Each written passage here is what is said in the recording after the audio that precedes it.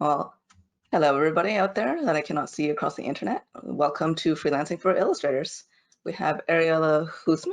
I apologize Houseman. if it Houseman. Apologize for mispronouncing that.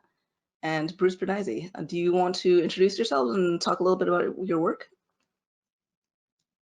Sure. I guess I'll go first. Yep. I didn't Go hear with Bruce. Ariella. I'm Ariella Houseman. I've been a freelance calligrapher since 2003. I'm a two-time finalist for the Hugo Award for Best Fan Artist, and I like to talk about contracts. I'm Bruce Bernizzi. I've been freelancing professionally since 2005. It's been a long journey, but now I've been working successfully with games like Slay the Spire, tabletop like Numenera, and it's been a really fun career so far. And I'm Priscilla Kim. I've been freelancing since 2016, I think. And I got tapped somewhat last minute to moderate this when the previous one bowed out for other issues. So I may jump in here and there if I hear something that I can respond to as well. Well, so since this is about working as an illustrator, let's start with, I suppose, the first thing to getting work. How do you do it? What do you put in your portfolio? I think the key thing with portfolios is to have them be very focused initially. I think although it is a viable strategy for areas like indie games in particular to be that sort of jack of all trades, master of none, for the most part, for most other industries that I've experienced, it's much better to have that laser focus and to get known for something. I neglected to mention mine, but I'm known for my weird landscapes for the most part, and that's helped me get a lot of work. Just being known for a particular thing really helps. I would agree about focusing the portfolio. I would also say that if you have a number of different areas in your current portfolio and you're wondering which one you should focus in on, try to do more of the work that you want to get more of. If you demonstrate that you're really great at something you hate doing, then you're just going to get more calls to do something that you hate doing. And if there's, I mean, I agree with both of what you said, and I also feel like if there's something that you love to do, it tends to show itself in the quality of the work too. But if you love doing a lot of different things, I don't think there's actually anything wrong with having a number of different things, but you want to separate them on your website or portfolio. Yeah, exactly. So that you can show to people who are looking to hire you that you know how to differentiate between them, and then they know what to expect, because people are going to hire you because they like what you've done already. And if they're not sure what they're going to get from you, they're probably not going to do it, I think. And people also want to, clients rather, want to see that that you enjoy doing the thing, that you're going to bring your passion to it, and that you have done it enough so that they have sort of a guaranteed expectation of what your quality will be when they hire you for that type of thing. So, you know, you want to have enough in your portfolio for each type of thing that you're trying to highlight to show that. Well, having had a portfolio, okay, let's actually go back a little bit. And about how many pieces do you say would make a good portfolio? Maybe between 8 and 20. That sounds right. Now, once you have a portfolio, where do you put it? How do you get Well, in front of people? Oh, how do you how do you get it in front of people? I think is a little is one question. Okay. I would say that one thing that people shouldn't discount is the power of a friend network. Other artists have been my biggest strength, I think, in my career so far. All of my big breaks came because other artists saw what I could do, and they had a client piece that they couldn't do. They had a type of piece that wasn't in their wheelhouse, and they knew it was in mine. So they shunted along to me. As a calligrapher, I don't tend to work for companies. I tend to work for individuals. And again, word of mouth has been my best source of work, both from pleased clients. I do a lot of work for weddings, so wedding planners who have had clients who have worked with me in the past, and also professional contacts.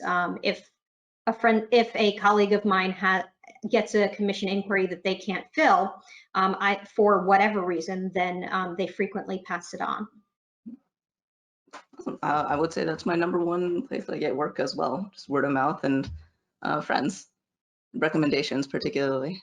But I would also add to that, social media actually does have a measurable effect on my inbox.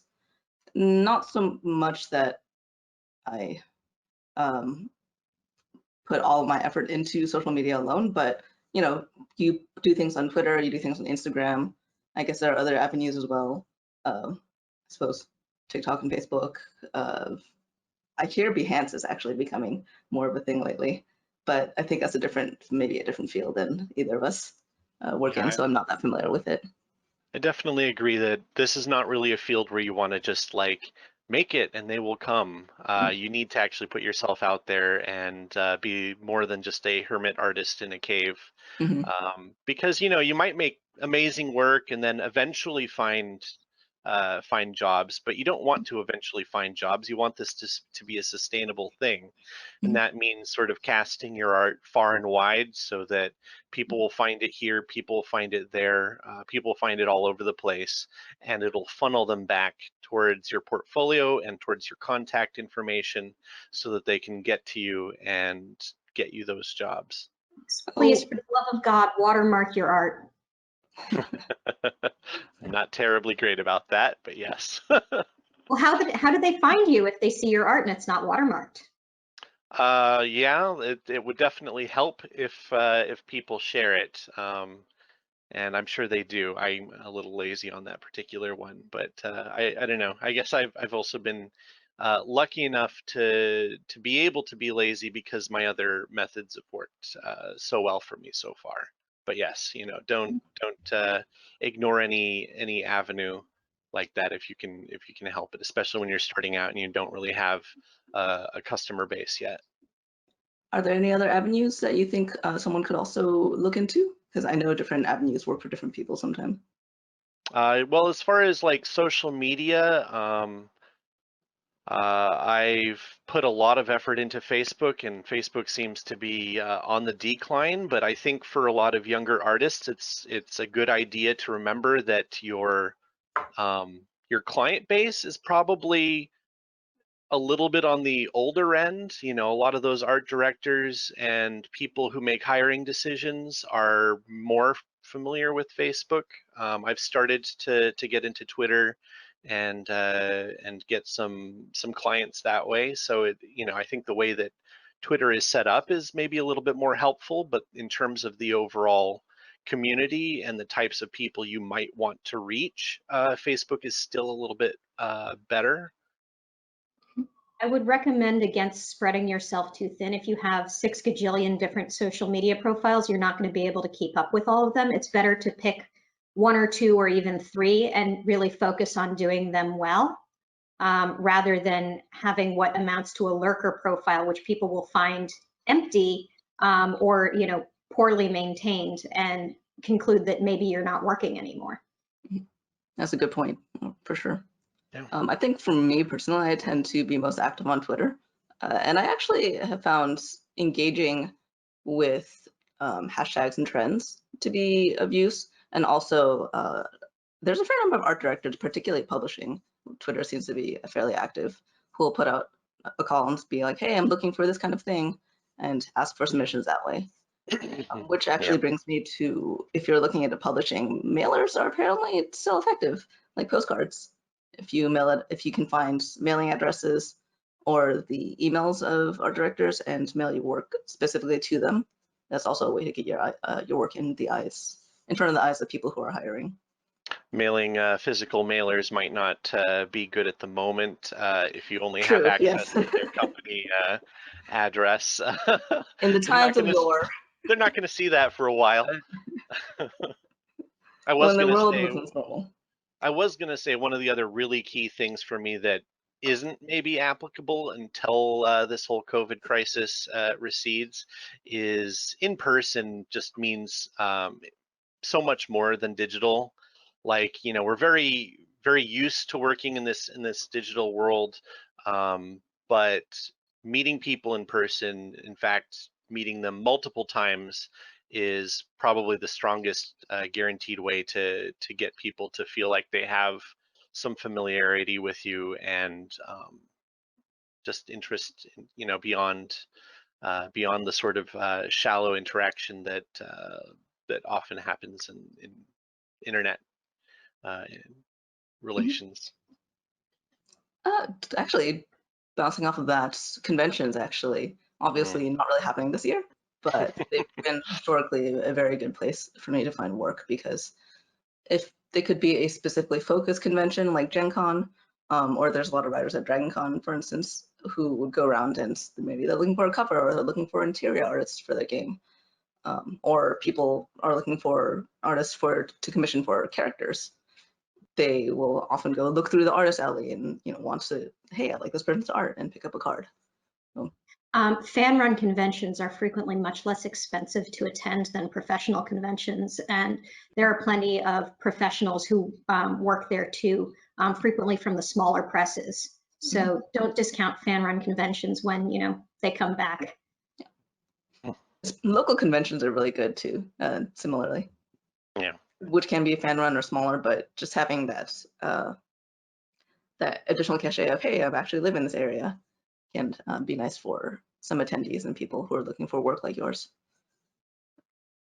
Oh, I'll rewind a bit. Where do you put your portfolios in?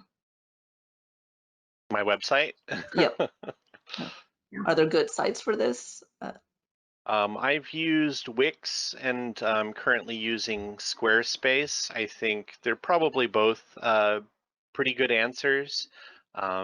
Easy to design and fairly modular, and generally good services with mind to this. I know a lot of people also like sites like ArtStation. Especially for games, for computer games and video game design. So that would be my short answer, I guess. I'm also on Squarespace. I'd also like to plug Weebly, which has a very user-friendly interface. I'm on Squarespace because it's the only one of the smaller website platforms, unlike say Drupal, which is kind of overpowered for a portfolio website. Squarespace has the option of attaching different forms to different items. So this might not be an issue for many people, but for me, it was a deal breaker because of some of the personalization work that I do.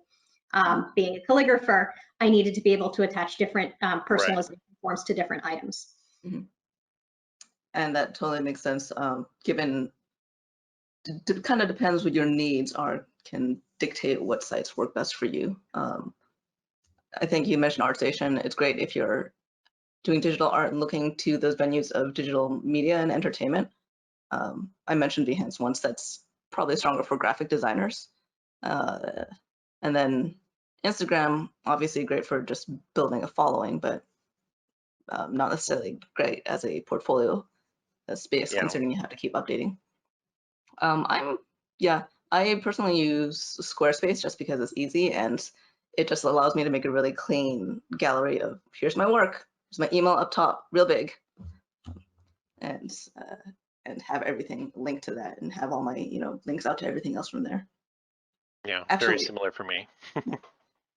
On that note, actually, I would also say one of the things I hear a lot of is that if you do have a presence somewhere, even if you're not necessarily actively maintaining it, have at least some samples of your work and an email. Because I've heard people complain a lot about, I Yeah. love this one thing this person posted. There's nothing of it on their main page for this site, and I don't know how to contact them. So it's kind of shooting yourself in the foot if you don't have that. Yeah, for goodness sake, always have your contact information and all your social media, your Twitter, your Facebook, all the rest of that, you know, linked to portfolio and method of contact. Really basic, but very important. And sometimes people do seem to forget. Sometimes overlooked, yeah. I think that covers that. So once you have your portfolio out, your stuff is starting to come in. What are some warning signs that you might get from people who are contacting you? What are good signs and what are warning signs? People who know what they want are a good sign. People who contact you and have very vague ideas of what they want and can't seem to pin them down even after you've contacted them and tried to elicit a more detailed description of the work. If somebody can't tell you what they want, you can't give it to them. Yeah. So whether it's because there's disagreement behind the scenes on the part of the client, or just because they can't communicate, it doesn't really matter. You're still not going to be able to work with somebody who can't tell you exactly what it is that they want. Reluctance to sign a contract is a big red flag for me.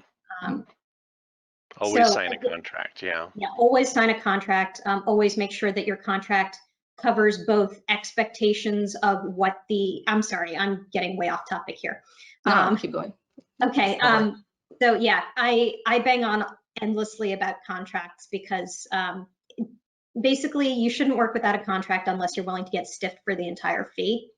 Contracts should both precisely delineate the deliverables of the project, under what timeline, what the pay will be, what the pay schedule will be, and under what circumstances either party can terminate the contract. A good contract protects both parties. So if one party is not being protected by the contract, it's not a good contract. And that's true whether it's you, the artist, who's not being protected, or the client who's not being protected. And number of revisions. Very, very key. Oh, yes. Yeah, I typically include 3 rounds of revisions included in a contract, and then an additional fee on top of that for additional rounds if they're necessary. Mm-hmm. It does tend to focus clients wonderfully.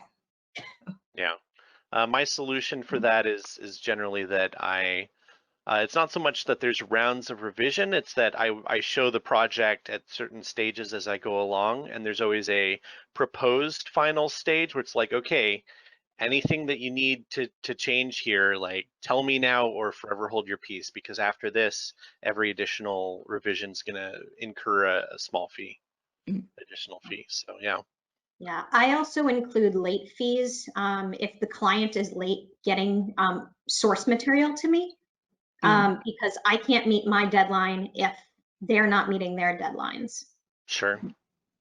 Yeah, so that's another thing that's a problem. If they can't get you good source material upon request, that's another red flag. If they send source material and maybe even a budget with their initial inquiry, that's pie in the sky, ideal client.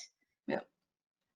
I once had an inquiry that went, they had the date they wanted to deliver, the dimensions, a basic design concept that they wanted for the cover, and reference images, just all in that first email. And I was like, this is amazing. Like, oh, I know wow. exactly what I'm agreeing to. And of course I could ask questions and negotiate any particular things, but it was really nice to have that all laid out at the beginning. I will say conversely, sometimes I've had really good client relations where the project was actually a blue sky concepting thing. As long as they understood from the get-go that what they were wanting, what they were specifically wanting was my vision, and that they were letting me free to give them that. Because that's actually what a lot of my work for Numenera ended up being. They would just say, okay, give us another Bruce Bernisi landscape. And they knew exactly what they wanted from it. They just wanted this sort of weird stuff that I tend to do when I'm let loose off the leash, but they knew exactly what they wanted, given that. So they wanted you, which is a great as thing for having a long, focused portfolio. That yeah, works. I've found that works best with established clients if you've worked with them before. That absolutely makes sense because they know they already like your work and can trust you. Yeah. yeah. I do want to come back on contracts and actually specifically fees and budgets, how you figure that out. But before we do, did you have any other particular good signs or bad signs, Bruce? My worst sign is someone who claims that they'll know it when they see it. Because I had a really bad client situation with a guy who is supposedly a director for like in indie films, but he had zero directorial vision, and I gave him like so many rough sketches and so many things, and he could never make up his mind, and that was just absolutely the worst. And the in the end just didn't work out. That goes back to what I said about they need to be able to tell you what they want. Okay, so let's run back to contracts a little bit. And so obviously we will all agree that contracts are super important and never do a project without one, almost particularly if you know the person already, just because it helps lay it out as this is a business part, even though we may have a friendship or a familial relationship outside of it. Yes, protect your relationships. Yeah. Use a contract. Did you have anything else on contracts that you always make sure to negotiate or include? Distribution of copyright and reproduction rights. Usually I keep going. Sorry. Usually I make sure, if possible, to maintain ability to sell merchandise at cons, like prints or playmats. As long as it's not going to interfere with the client's business model. Oftentimes, especially in tabletop, upfront rates can be fairly low. So looking at the continued value of a project on down the line allows me to take on some projects that I otherwise wouldn't be able to. I personally also like to include a caveat for being able to submit work for anthologies, like for inclusion in like Spectrum, which is a fantastic art annual, or art books of other natures, literary magazines, that sort of thing. Can you go more into the copyright aspects, Ariella? So for me, part of the issue is that, I tend to be working with text in my art. So it's important to stipulate that the text remains copyrighted to the original owner. The work is copyright to me. And then in terms of reproduction and distribution rights, that should be negotiated up front because as Bruce mentioned, you're going to have a different pay model if the expectation is that you're going to be making royalties or, like residuals, as opposed to if this is a one and done, you expect, if the client expects to be reproducing it and making money off of that, then they need to pay you more upfront or pay you in installments as they recoup whatever upfront costs they put into production. Yeah, I will say that kind of brings me back to a particular red flag, is if clients want a work for hire model where the artist is giving up all rights to the work without a correspondingly high payment, and correspondingly they understand why they're wanting work for hire, like they have actual legitimate reasons, not just I want all the things just because. I do think a lot of clients who aren't necessarily publishers and are familiar with the legal side of it don't necessarily know what all rights or copyright specifically means. And they feel like if they don't get all the rights, they can't actually use it for the purpose they want, which isn't necessarily the case. It's pretty easy to even just give an exclusive license, and that will give everything that the client wants. I think that brings up actually a point that says that copyright can be really confusing, but it is something, rights for what to do with it, where exactly you can do it in like online or publishing or around the world or different languages. All of these points can be negotiated and nothing is necessarily a given. So you can totally just carve out a specific area that this person wants and say this can be yours as part of this contract, contracting this work. And then that still leaves you the freedom to do anything else with the work that you want. Yeah, I would say don't be afraid to have a conversation with the client about what they actually need and what things they don't need. So that copyright goes into figuring out the budget that you're, or the rate that you're willing to work for, right? About what else goes into figuring out what sort of rates you charge for your work? Generally, I tend to provide several different tiers of prices. They're roughly conceptualized around the idea of like a half page, a full page, or a cover. It's really a huge simplification that goes into that, because realistically with digital work, like the work could be sized up as much or shrunk down as tiny as you want. So really it's more about like, okay, how loose is this going to be? How much brand value does this piece have for their business? And what size is their business? You know, like what is the damage or the value you know, based on the size of their brand. If it's a huge company, that's going to affect the price versus like a small nonprofit or something, for example. I charge $1.50 a word for my basic alphabets, more for fancier hands. I do work almost entirely in physical media, so for me, size is very much an issue when I'm calculating price. I want to show this T-shirt that my business partner got me. Nice. Then add text. Nice. Yes. So for me, materials costs also get passed directly to the client if I have to invest in new equipment that I didn't have beforehand. So, you know, let's say that they want stuff they want something that's very large format. I'm going to have to go out and buy special paper for that. There's a limit to how large I can just keep stuff around.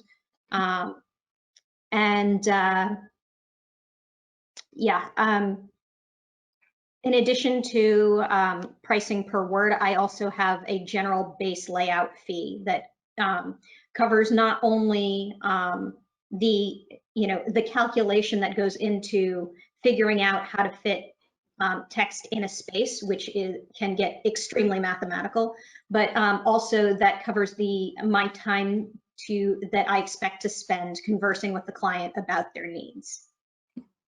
So you should always build in an extra 25, or I always try to build in an extra 25%.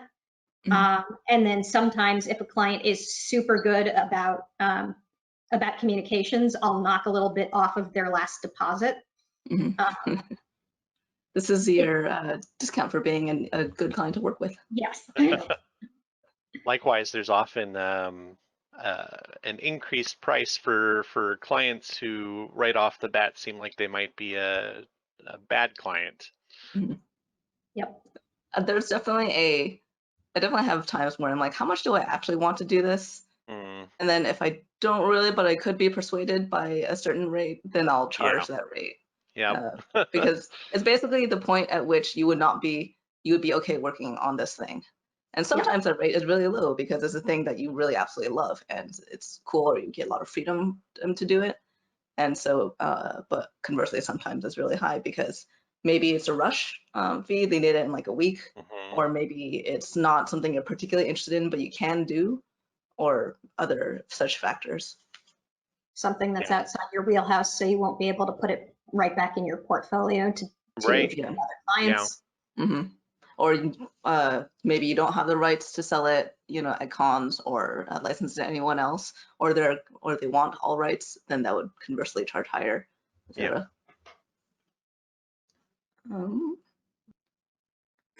So do you end up having your own contracts? Do you end up, so Ariel, you mostly work with individual clients. Yes, so it might be more. Yeah, I have a boilerplate contract that I can adapt to just about any situation. And I do. My boilerplate contract is available on my website. It's free to copy. But if you have a different area of specialty, I would recommend getting it checked by a lawyer before actually using it after you've adapted it. It's written in plain English, no fancy legalese, because again, most of the people that I'm working with need to be able to understand what it is that I'm agreeing to do and under what conditions. So every once in a blue moon, I've worked with an author who has their own boilerplate letter of agreement for licensing, but that's very, very rare. And then at that point, do you just have a conversation and work with them to integrate your two, or just make sure that the points you need are in their contract? Yeah, I'm perfectly happy using somebody else's contract as long as all of the expectations are clearly laid out for both parties, and that all of my concerns are addressed. And Bruce? this unfortunately, this is a learning, something that you learn by experience. Yeah. It didn't even occur to me to include a late fee structure for when clients fail to deliver source material on time until it happened. So yeah, you're going to take a bath a couple of times when you first start out. That's frequently the price of doing business. I hope it's less for you than it was for me, but sometimes experience is a hard teacher. Yeah, very much agree that it's the school of hard knocks, and you tend to learn from the mistakes that were most painful, and move forward. So yeah, I've definitely that's one reason why I stipulate carefully for revisions, among other things. And yeah, similarly, I have a template that I just go off of and I modify for each client as needed. I think I got the original template from the Art Business Bootcamp, which Priscilla's also familiar with. That's actually where mine is as well. Yeah, I mean, you can easily look that up. Art Pact is another really good resource that even though the overall website and stuff that it was attached to no longer exists, I believe they maintain the website that has their template contract downloads, and they have a variety of different contracts depending on the type of situation you might face. So it's definitely worth looking through that and seeing, depending on your business and the type of clients you're working with, what type of contract most closely fits to that, and then go from there. I'll throw up links to these sites in the RMS Discord chat after the panel is over. It's just so you can take a look at some of these sites and some of the boilerplate contracts that we've been talking about, including the websites of our panelists here. Similarly, I also have my own basic contract that I just kind of fill in as needed, changing the terms as needed. A lot of times, the publishers who have been doing it for a while, or specific businesses, will have their own, and in which case, most of the time their terms are fine for me. Once in a while, I'll negotiate a specific inclusion of a specific thing, like revision rates, late fee, etc., and then just use their own. They usually have lawyers, and so the legalese is much more precise than in mine. Yeah, precise and exhaustive. Yeah, I don't have the time to figure out how to, or the money to afford a lawyer to figure out, 4-page contract. So this may be less applicable now, but frequently large cities have law schools with law clinics with their students. So if you're looking to get somebody who has a basic amount of knowledge to look over a contract, consider looking into one of those. I live in Chicago, where we have the Marshall School has a free law clinic for small startups, including individuals who are working either as a sole proprietorship or as an LLC. Awesome. I actually didn't know that about law clinics. That's really good to know. Thank you. Getting into that, actually, on the business and legal side of things, how do you set up your businesses, yourself as a business entity? So, sole proprietor.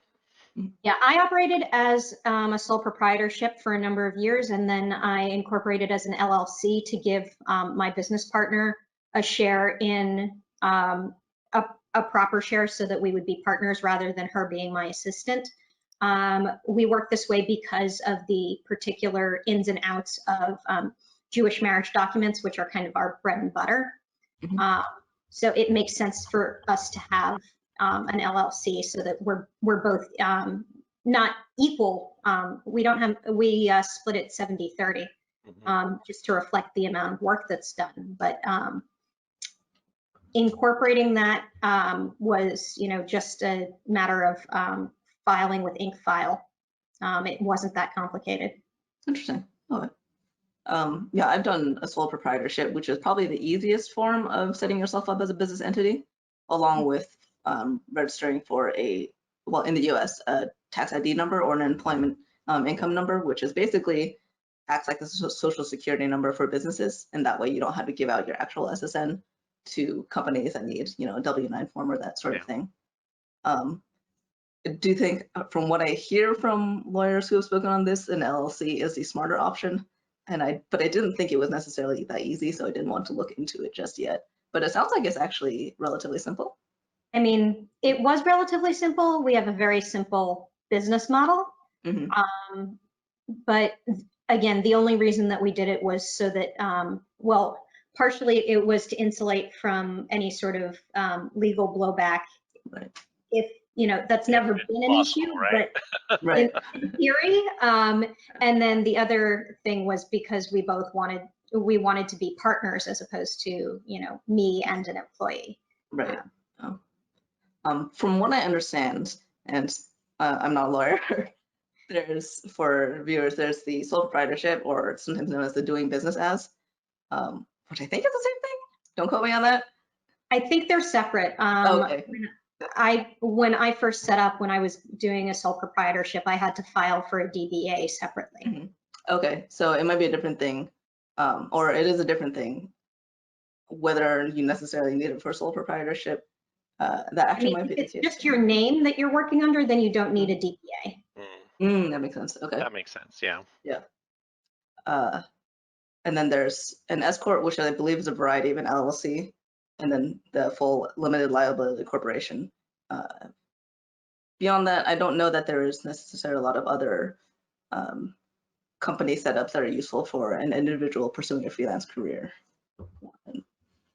I would add that, while it makes sense for me to have, a full-on business partner, if there's business stuff that you don't feel equipped to handle yourself, such as if you need somebody to project manage for you, if you need somebody to help you with social media plans, or with sending DMCA, DCMA. I always mix up those. I think it's DMCA, but yeah. DMCA. If you suffer from copyright theft or copyright violation, there are freelance managers who will do that stuff. I have a day job. My business partner's day job is freelance managing artists.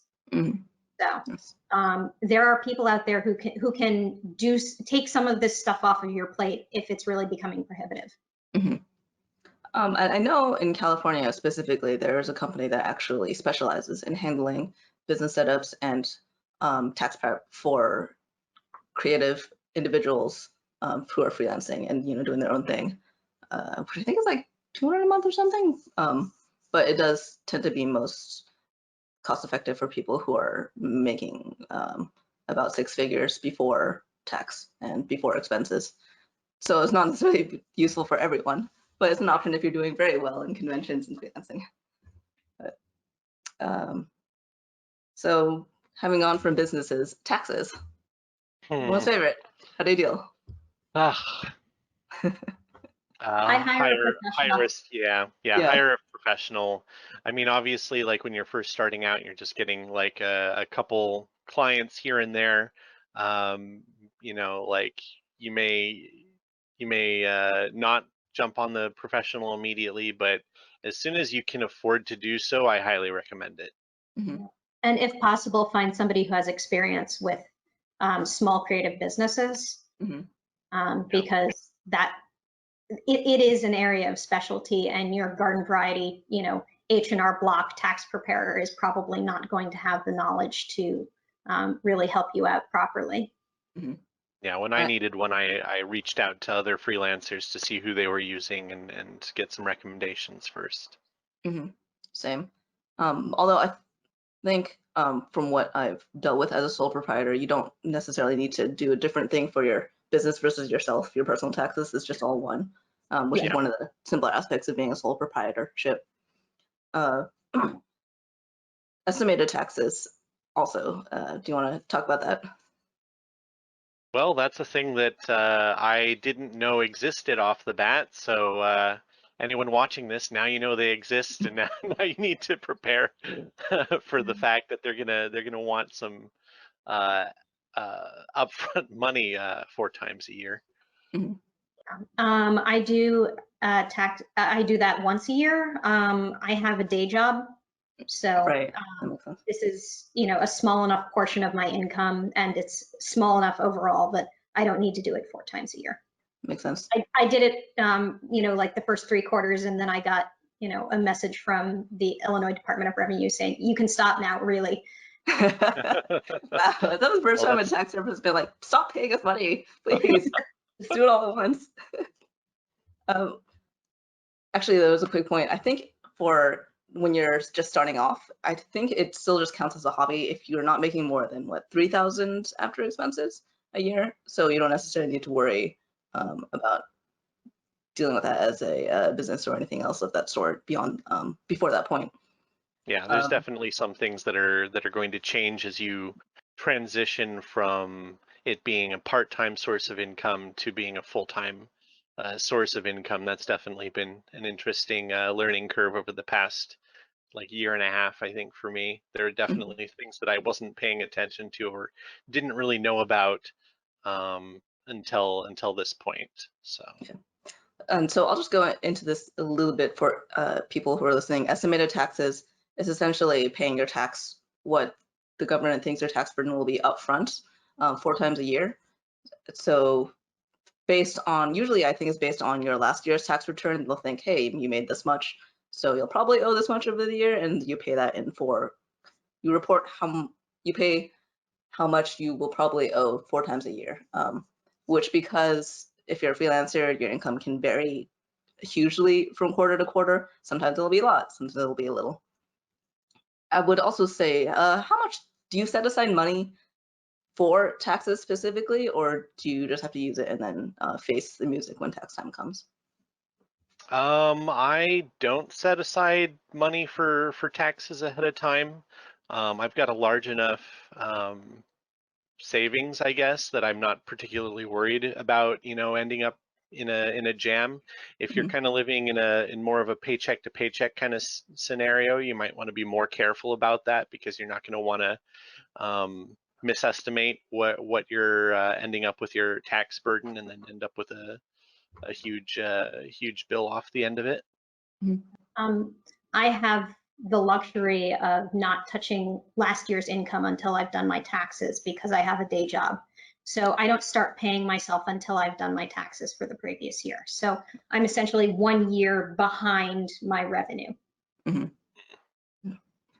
For me, I'll try to set aside 30% of my income in a separate account, which can be either savings or taxes. It's basically just my buffer. And the rest of it is, use how I need. But because for folks who are listening, I'm sure you guys know if you're a self-employed individual, you pay both sides of the employment tax, payroll and your own income tax as well. And then your Social Security and any, health insurance if you can get it. So it ends up to a fair chunk. Yeah, they call it a self-employment tax, I think. Yeah. The payroll taxes that would normally be taken out of your paycheck if you're working a day job to pay for Social Security and Medicare, Medicaid. Mm-hmm. And okay, so a lot of what we've been talking about has been in the light of working for other people or providing services to specific clients. Are there other sources of income that you guys depend on, know of, can speak of? Definitely. I've been making a lot from conventions over the past 4 years. So sales has been a large part of my income, and actually the part of my income that was growing fast enough that allowed me to do this full time up until the pandemic hit. And then I switched over to online sales, and I've had some really successful online sales over the past couple of months. So that's been very helpful. And then on top of that, Patreon and Kickstarter. I had a successful Kickstarter that raised about $16,000 for me last year, and Nice. I've got a Patreon that's raising a couple $100 a month for me this year. That covers everything I was going to recommend.